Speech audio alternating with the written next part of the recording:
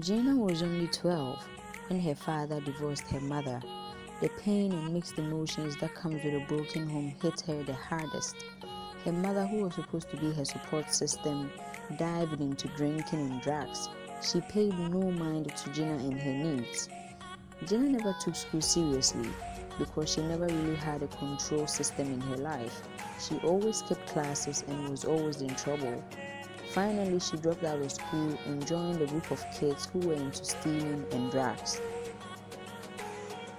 One day, Gina and her friends decided to go and rob a mall close to them in their vicinity.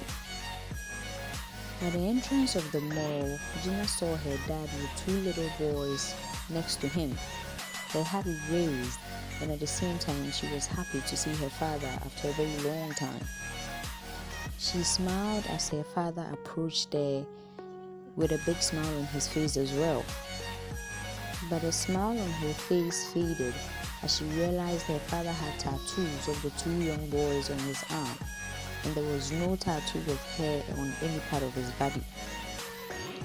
When he got closer, she inquired why there was no tattoo of hair on his body, and her father struggled for words. He stammered, and before he could search for the right words, Gina stormed off and left the mall.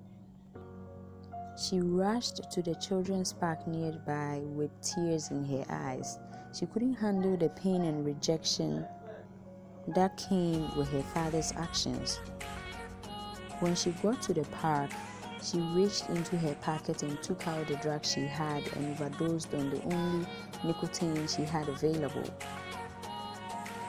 She hoped the drugs could soothe the pain she was feeling, because nothing in the world could have helped her at that moment with all that had happened in her life. She overdosed and she didn't even have an idea because she went unconscious. A history professor from her school was taking a walk in the park with her dog, and then she saw Gina in the park unconscious. The professor rushed the unconscious 16-year-old girl who had overdosed in nicotine to the hospital. The next morning, Gina woke up and found herself in the hospital, and the expression on her face made it quite clear she had no idea what was going on, and she didn't remember what had happened the night before.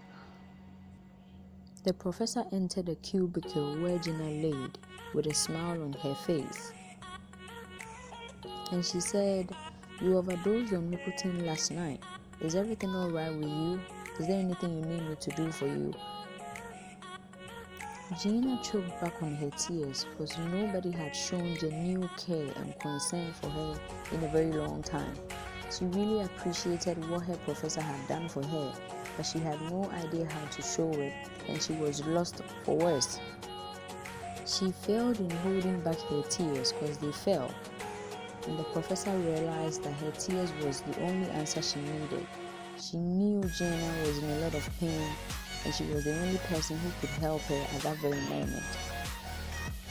So she looked at Gina and said, "You have your whole life ahead of you, and whatever problem you are going through, I'm going to help you with it. But first, you need to go to rehab and get off these drugs, and then I'm going to see you in school after you are recovered." And then Gina smiled and said, "Thank you, Miss Bell." Her smile was so genuine and full of gratitude, and that was all that Miss Bell needed to know. The next day, Gina went into rehab. She knew deep down that maybe her mother was never going to change, and her father was never going to genuinely care about her. But she had a life to live, and she had a story to tell, and she was going to take good care of herself, and whatever life throws at her, she was going to handle it. But for now, she was going to go to rehab, take good care of herself, and go back to school.